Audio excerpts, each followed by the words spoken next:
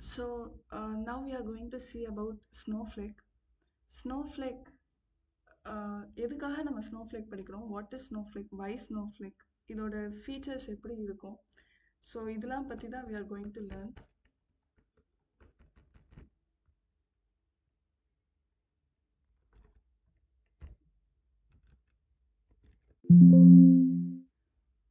So we are going to see about Snowflake. Snowflake அப்படின்னா என்ன? So why do we have to learn Snowflake? So the features of Snowflake, how the Snowflake is going to be in few years, நம்மளோட scope எப்படி இருக்கும், that is what we are going to see today. So Snowflake அப்படின்னா it is a cloud database. First அதுக்கு நமக்கு டேட்டாபேஸ்னா என்னன்னு தெரியணும். டேட்டாபேஸ்னா எங்கே நம்மளோட ஹியூஜ் வால்யூம் ஆஃப் டேட்டாவை நம்ம ஸ்டோர் பண்ணி வைக்கிறோமோ அதுதான் டேட்டாபேஸ். நம்ம கேள்விப்பட்டிருப்போம், முன்னாடி எல்லாம் எக்ஸலில் தான் டேட்டாவை ஸ்டோர் பண்ணிட்டு இருந்தாங்க.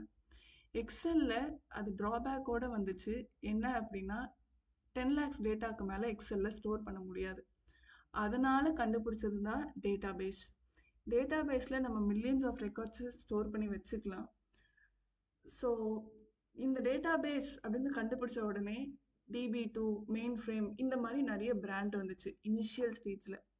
இவங்களை பார்த்து ஆரக்கிள் கார்பரேஷன் நான் ஒரு டேட்டாபேஸை கண்டுபிடிக்கிறேன்னு கண்டுபிடிச்சது தான் ஆரக்கிள். ஸோ மைக்ரோசாஃப்ட் கண்டுபிடிச்சது SQL சர்வர். இந்த மாதிரி நிறைய பிராண்ட்ஸ் ஆஃப் டேட்டாபேஸஸ் இருக்குது. ஸோ இந்த செகண்டரி லெவலில் இந்த ஆரக்கிள், SQL சர்வர், PostgreSQL இவங்கெல்லாம் ஒரே நேரத்தில் கொஞ்சம் இவால்வ் ஆன டேட்டாபேஸஸ். இவங்க இது எல்லாத்துக்குமே ஓப்பனிங்ஸ் இதுக்கு முன்னாடி ரொம்ப நிறைய ஜாஸ்தி இருந்துச்சு இவ்வளோ இயர்ஸில். ஆனால் இது எல்லாமே இப்போ லெகசி ஆயிடுச்சு. இட் இஸ் பிகாஸ் ஆரக்கிள் எல்லாமே ஆன்-ப்ரெம் டேட்டாபேஸ். SQL சர்வர், PostgreSQL-ஆக இருக்கட்டும், இது எல்லாமே ஆன்-ப்ரெம் டேட்டாபேஸ். ஆன்-ப்ரெம்னா என்ன? ஆன்-ப்ரெம்னா அவங்களோட டேட்டாவை அவங்களே பேக்கப் எடுத்து மெயின்டைன் பண்ணுறது தான் ஆன்-ப்ரெம் டேட்டாபேஸ். இப்போது ரியல் டைமில் நம்ம எல்லாம் கேள்விப்பட்டிருப்போம், யாராவது ஒர்க் பண்ணியிருந்தீங்கன்னா ரியல் டைமில் டிசாஸ்டர் ரிகவரி ட்ரில் அப்படின்னு ஒன்று நடந்திருக்கும். அப்படின்னா ஒரு டேட்டாபேஸை ஒரு 10 அப்ளிகேஷன் சேர்ந்து அந்த டேட்டாபேஸில் அவங்க டேட்டாவை ஸ்டோர் பண்ணி வச்சுருப்பாங்க.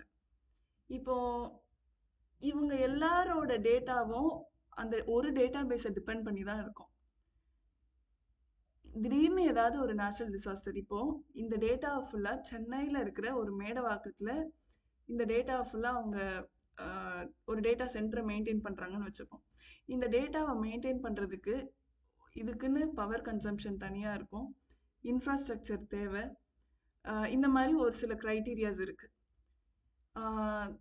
இப்போ ஃபார் எக்ஸாம்பிள் திடீர்னு அங்கே ஏதாவது ஒரு டிசாஸ்டர் வந்துச்சுன்னா இவங்களோட டேட்டாலாம் என்ன ஆகிடும், தொலைஞ்சு போய்டும் இல்லையா? ஸோ இதனால் இந்த டேட்டாவோட பேக்கப்பை இன்னொரு இடத்துல மெயின்டைன் பண்ணுவாங்க.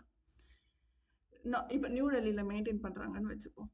ஸோ அதுக்கும் காஸ்ட் இப்போ என்ன ஆகும், இதே மாதிரி infrastructure, power consumption, human resource இது எல்லாமே அதிகமாகும். அதுக்கேற்றாப்புல காஸ்ட்டும் அதிகமாகிடும். இப்போ நியூ டெல்லியில் மட்டும் பேக்கப் இருந்தால் போதுமானா இட் டிபெண்ட்ஸ். அங்கேயும் நேச்சுரல் டிசாஸ்டர் வந்துச்சுன்னா ஸோ அதுக்கு இன்னொரு லெவல் ஆஃப் பேக்கப் கண்டிப்பாக எதிர்பார்ப்பாங்க. ஏன்னா நம்ம கிளைண்ட்டுகிட்ட என்கிட்ட டேட்டா இல்லைங்கிறது நம்ம சொல்ல முடியாது. இதனால் வந்தது தான் க்ளவுடு. முதல்ல அமேசான் கண்டுபிடிச்சது தான் அமேசான் வெப் சர்வீசஸ். இவங்க என்ன பண்ணாங்க, நீங்கள் பேக்கப் எல்லாம் மெயின்டைன் பண்ண வேண்டாம், எல்லா பேக்கப்பையும் நாங்களே மெயின்டைன் பண்ணிக்கிறோம் அப்படின்னு சொல்லிட்டு அவங்க கண்டுபிடிச்சது தான் லைக் இவால்வ் ஆனது தான் க்ளவுடு.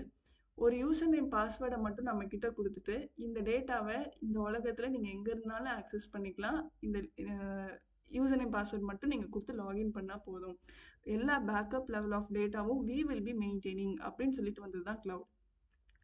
அமேசானை பார்த்து வந்தது தான் அஷ்யூர், மைக்ரோசாஃப்ட் கண்டுபிடிச்சாங்க. அடுத்து கூகுள் க்ளவுட் பிளாட்ஃபார்ம். இவங்க எல்லாத்தையுமே என்னென்னா எக்கச்சக்க ஃபீச்சர்ஸ் இருக்குது. இவங்கள்ட்ட இருக்கிற எக்கச்சக்க சர்வீசஸில் ஒன் ஆஃப் த சர்வீஸ் தான் டேட்டாபேஸ்.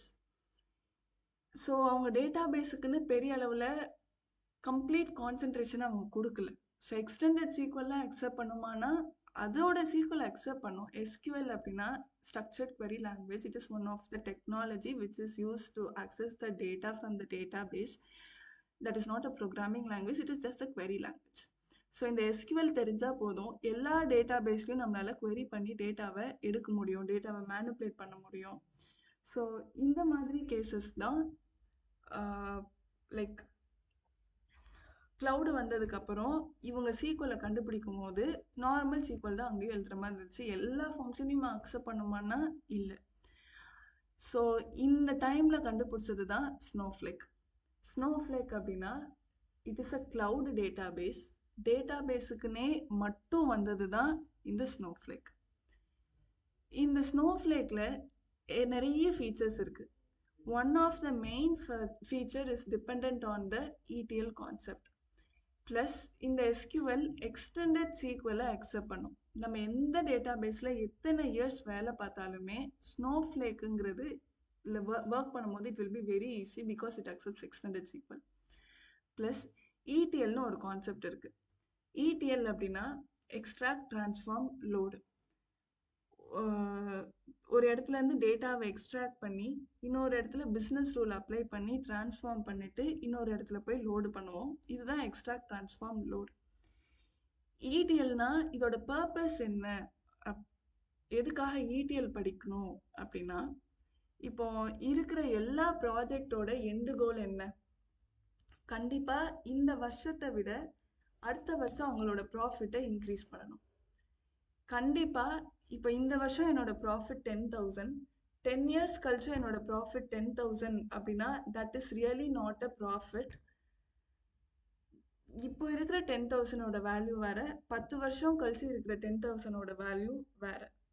ஸோ இந்த ப்ராஃபிட்டையுமே நம்ம இன்க்ரீஸ் பண்ணணும். அதுக்காக நமக்கு டேட்டாவை அனலைஸ் பண்ணணும். ஒரு டேட்டாவை அனலைஸ் பண்ணணும் அப்படின்னா அதை ஒரு டூல் மூலயமா பண்ண முடியும். அதுதான் BI tools, that is business intelligence tools. இந்த பிஸ்னஸ் இன்டெலிஜென்ஸ் டூலுக்கு நம்ம டேட்டாவை கொடுத்தோம் அப்படின்னா அதால் ஃபியூச்சரை ப்ரிடிக்ட் பண்ணி ரிப்போர்ட்டை ஜென்ரேட் பண்ண முடியும்.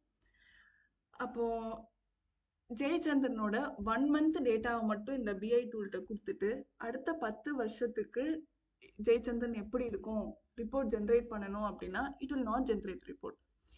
இதுவே it will not generate correctly. இப்போ இதுவே நான் ஜெயச்சந்திரன் ஆரம்ப காலத்துலேருந்து இப்போ வரைக்கும் உள்ள டேட்டாவை நான் ஒரு BI டீம்கிட்ட இன்புட்டாக கொடுத்தேன் அப்படின்னா அது ரிப்போர்ட்டை ஜென்ரேட் பண்ணி கொடுக்கும். கரெக்டாக? ஸோ லைக் இதுதான் BI டூல்ஸ் பண்ணுற வேலை. இதில் நிறைய பவர் BI, டேப்லூ இதெல்லாம் இருக்குது. இதில் ஒர்க் பண்ணுறவங்க வந்து டேட்டா அனலிஸ்ட். ஸோ இவங்க எல்லாருக்குமே நம்ம டேட்டாவை ப்ரொவைட் பண்ணணும் அப்படின்னா நம்ம இந்த ETL கான்செப்டை ஃபாலோ பண்ணணும். ஸோ ETL கான்செப்ட் வந்து ஒரு டேட்டாவை எக்ஸ்ட்ராக்ட் பண்ணுறோம், ஒரு இடத்துல பிஸ்னஸ் ரூல் அப்ளை பண்ணுறோம், இன்னொரு இடத்துல லோடு பண்ணுறோம். இந்த எக்ஸ்ட்ராக்ட் பண்ணுற இடத்துல டெய்லி நடக்கிற கரண்ட் டேட்டா மட்டும்தான் இருக்கும்.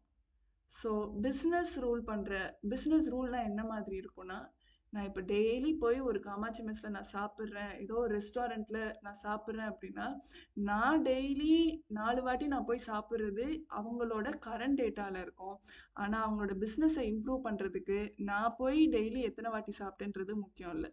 இன்னைக்கு என்ன ஐட்டம் ஜாஸ்தியாக சேல் ஆச்சுன்றது தான் முக்கியம். ஸோ இந்த டிரான்ஸ்ஃபர்மேஷன் லேயரில் பிஸ்னஸ் ரூலை அப்ளை பண்ணுவாங்க SQL பேஸ் பண்ணி. இந்த பிஸ்னஸ் ரூல் அப்ளை பண்ண டேட்டாவை தான் டார்கெட்டில் லோடு பண்ணுவோம். ஸோ லோடு பண்ணுற இடத்துல தான் ஹிஸ்டாரிக்கல் டேட்டா இருக்கும். இந்த ஹிஸ்டாரிக்கல் டேட்டாவை தான் நம்ம BI டீம்கிட்ட கொடுக்க போகிறோம். So this BI team will analyse and generate reports. So ETLங்கிறது இட் இஸ் அ கான்செப்ட். இந்த ETLங்கிறது எல்லா ப்ராஜெக்ட்லேயுமே அப்போ எண்டு கோலாக இருக்குமா? அப்போ இந்த ETLை பேஸ் பண்ணி ஸ்னோஃப்ளேக்கில் they have introduced many features. So இந்த ஸ்னோஃப்ளேக் வந்து like it is only a database. இதில் management it is all being done by Snowflake itself. இங்கே as it is a cloud, நம்ம இங்கே என்ன யூஸ் பண்ணுறோமோ அவ்வளோ மட்டும் நம்ம பே பண்ணால் போதும். ஸோ லைவ் டேட்டாவை we will be able to share. Users can be anywhere from like regions, எங்கே இருந்துனாலும் users can be able to access. So that is why it is SaaS. Next, ஸ்னோஃப்ளேக்குக்கும் ஆன்-ப்ரெம் டேட்டாபேஸஸ்க்கும் உள்ள டிஃப்ரென்ஸ். இப்போ ஆரக்கிள், எஸ்கியூஎல் சர்வர் இது எல்லாமே ஆன்-ப்ரெம் databases கரெக்டா? இவங்க கிட்ட நம்ம புதுசா ஸ்டார்ட்டிங்கே நம்ம வந்து ஆரக்கிள்கிட்டலாம் நம்ம அஹ், ஒரு மீட்டிங்கை வச்சு டிஸ்கஸ் பண்ணிடுவோம். நம்மளோட ப்ராஜெக்ட்ல எவ்வளோ எவ்வளோ வால்யூம் ஆஃப் டேட்டா இருக்கும், அதை எப்படி ப்ராசஸ் பண்ண போகிறோம், அதுக்கேற்றாப்புல ஸ்பேஸை ஃபஸ்ட்டே ஆரக்கிள்கிட்ட நம்ம காசு கொடுத்து வாங்கி வச்சிருவாங்க. ஸோ இப்போ திடீர்னு என் ப்ராஜெக்ட்ல டேட்டா வால்யூம் ரொம்ப அதிகமாகுது, எனக்கு ஸ்பேஸ் இல்லை அப்படின்னா நம்ம திரும்ப அவங்க கிட்ட நம்ம பே பண்ணி வாங்கணும். நான் டேட்டாவை ஏதாவது கிளியர் பண்ணி எனக்கு ஸ்பேஸ் இப்போ ஃப்ரீ ஆயிடுச்சுன்னா திரும்ப நம்ம அவங்க கிட்ட போயிட்டு எனக்கு ஸ்பேஸ் ஃப்ரீ ஆயிடுச்சுங்கிறத நம்ம திரும்ப எனக்கு நான் கொடுத்த காசுலாம் திரும்ப கொடுங்கலாம் கொடுக்க மாட்டாங்க. ஸோ இதெல்லாம் ஆன்-ப்ரெம் டேட்டாபேஸ். ஆனால் when it is a cloud, நம்ம எவ்வளோத்துக்கு எவ்வளோ யூஸ் பண்ணுறோமோ அவ்வளோத்துக்கு அவ்வளோ நம்ம பே பண்ணால் போதும். ஸோ ஸ்னோஃப்ளேக்லேயும் நம்ம பே பண்ணுறது வந்து கிரெடிட்னு அர்த்தம். நான் இந்தியாவிலேருந்து பே பண்ணலாம், இன்னொருத்தவங்க அமெரிக்காலேருந்து பே பண்ணலாம். ஆனால் நாங்கள் எல்லாருமே பே பண்ணுறது வந்து ஸ்னோஃப்ளேக்கில் கிரெடிட்டாக கன்வெர்ட் ஆகி தான் பே பண்ணுவோம். ஸோ நான் எவ்வளோத்துக்கு எவ்வளோ யூஸ் பண்ணுறேனோ அவ்வளோ மட்டும் நம்ம என்ன பண்ணால் போதும், ஸ்னோஃப்ளேக்கில் பே பண்ணால் போதும். So it is one of the main point. Next ஸ்னோஃப்ளேக்கு how it is different from other databases. So ஸ்னோஃப்ளேக்கில் வந்து நிறைய கான்செப்ட்ஸ் இருக்குது. மைக்ரோ பார்ட்டிஷன் அப்படின்றது ரொம்ப குரூஷியலான டாபிக். என்ன அப்படின்னா, மற்ற டேட்டாபேஸ்லாம் ஒரு டேட்டாவை நம்ம ஸ்டோர் பண்ணும்போது அது ரோ ஃபார்மெட்டில் தான் ஸ்டோர் ஆகும். பட் ஸ்னோஃப்ளேக்கில் ஸ்டோர் ஆகும் போதே மைக்ரோ பார்ட்டிஷனில் போய் ஸ்டோர் ஆகும். அது காலமர் ஃபார்மெட்டில் தான் டேட்டா ஸ்டோர் ஆகும். அப்போ டேட்டா ரெட்ரீவல் அப்போ ஃபாஸ்டராக இருக்கும். டேட்டாவை ரெட்ரீவ் பண்ணி எடுத்துட்டு வர்றது ஃபாஸ்டர். இப்போ எஸ்கியூஎல் சர்வர், ஆரக்கிள் இந்த மாதிரி டேட்டா பேசஸில் query ஸ்லோவாக இருந்துச்சுன்னா அதை நம்ம மேனுவலாக ஆப்டிமைஸ் பண்ணுவோம். ஸோ அதை ஆப்டிமைஸ் பண்ணுறதுக்கு இண்டெக்ஸ் அப்படின்ற ஒரு ஆப்ஜெக்டை கிரியேட் பண்ணுவோம். ஸோ இந்த இண்டெக்ஸ் பார்க்குற வேலையை ஸ்னோஃப்ளேக்கில் இந்த மைக்ரோ பார்ட்டிஷன்ஸை it is able to see. It is maintained by Snowflake itself. So it is one of the main features. So ஃபாஸ்டராக இருக்கும் டேட்டா ரெட்ரீவல் எல்லாமே. இது போக cloning, time travel, stream, Snowpipe இந்த மாதிரி நிறைய ஆப்ஜெக்ட்ஸ் இருக்குது. ஸோ இதெல்லாம் டேட்டா வேர்ஹவுஸை பேஸ் பண்ணி, லைக் அதாவது நம்ம ஹிஸ்டாரிக்கல் டேட்டாவை லோடு பண்ணுறோன்னு சொன்னோமா, அதுதான் டேட்டா வேர்ஹவுஸ். டேட்டா பேஸும் டேட்டா வேர்ஹவுஸும் ஆல்மோஸ்ட் சேம் தான். இருக்கிற டேட்டாவை பொறுத்து தான் நான் அதை வேர்ஹவுஸ்ன்னு நான் சொல்லிக்கிறேன். ஸோ இந்த வேர்ஹவுஸை பேஸ் பண்ணி இந்த ஹிஸ்டாரிக்கல் டேட்டாவை மெயின்டைன் பண்ணுறதுக்கு ஸ்ட்ரீம் ரொம்ப ஹெல்ப்ஃபுல்லாக இருக்கும். அதுக்கு ஸ்ட்ரீம்னு ஒரு ஆப்ஜெக்டே அவங்க கொடுத்துருக்காங்க. நம்ம Snowflake is the next coming to ஸ்னோஃப்ளேக்கோட integration with other databases. Snowflake is the only database that is able to integrate with all the other clouds. AWS, Azure, GCP இந்த 3 டேட்டாபேஸ் தான். ஏதாவது ஒரு டேட்டாபேஸ் கண்டிப்பாக ஸ்னோஃப்ளேக்கு ஸ்டோரேஜ் ப்ரொவைடராக இருப்பாங்க. So இவங்க கிட்ட இருந்தெல்லாம் டேட்டாவை ஈஸியாக இவங்களால கேப்சர் பண்ணி ஒர்க் பண்ண முடியும். ஸோ AWS, அஷரால் எக்ஸ்டர்னல் டூல் இல்லாமல் டைரெக்டாக இன்டெகிரேட் பண்ண முடியாது. ஆனால் snowflake is the only cloud database which is able to integrate with any one of the clouds without intervention of any other tools. Coming to its backup, நான் ஒரு ஆரக்கிளில் என்கிட்ட எம்ப்ளாயீஸ்னு ஒரு table இருக்குன்னா அந்த டேபிளோட ஸ்பேஸ் இப்போ 1 GB வச்சுப்போம். அந்த டேபிளை நான் ஆரக்கிளில் 10 டைம்ஸ் நான் பேக்கப் எடுத்தேன்னா 10 GB காலி. But when it comes to snowflake, நான் டேட்டா மைக்ரோ பார்ட்டிஷன் ஒரு டெக்னிக் இருக்குன்னு சொன்னோம் கரெக்டாக. இதில் டேட்டா ஸ்டோர் ஆகி இருக்கிறதுனால இந்த டேபிளை நான் 10 வாட்டி பேக்கப் எடுத்தாலுமே எனக்கு அது எல்லாமே 0 ஸ்டோரேஜில் தான் கன்சியூம் ஆகும். So that is called cloning in Snowflake. ஸ்னோஃப்ளேக்குக்கு ஓப்பனிங்ஸ் இப்போ கரண்ட்டாக மார்க்கெட்டில் ரொம்ப ஜாஸ்தி. So these are all their customers. So அவங்களுக்கு நிறைய ஓப்பனிங்ஸ் இருக்குது, நிறைய கேண்டிடேட்ஸ் தேவை. ஆனால் அந்த அளவுக்கு அவங்கக்கிட்ட ரிசோர்ஸஸ் இல்லை. ஸோ தட் இஸ் வை ஓப்பனிங்ஸும் ஜாஸ்தி, சிடிசியும் compared to other technologies it is very high in Snowflake. Next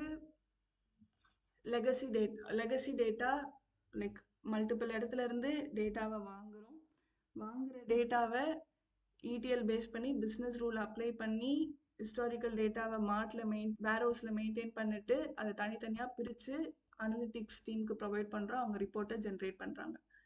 மாடர்னில் இந்த ETL, வேரோஸ், டேட்டா மார்ட் இதெல்லாம் தனித்தனியாக லெகசியில் நடந்துட்டு இருந்துச்சு. இப்போ இது எல்லாத்தையுமே நம்ம ஒரே இடம் ஸ்னோஃப்ளேக்கில் மெயின்டைன் பண்ண முடியும். So it is one of the very main feature and advantage of Snowflake. Plus எல்லா ப்ராஜெக்ட்லேயுமே ETL கான்செப்ட் இருக்கும். So out of 10 ETLs, 7 ETL projects are moving to Snowflake. ஸோ அதனால தான் இதில் வேகன்சி ரொம்ப ஹை. So snowflake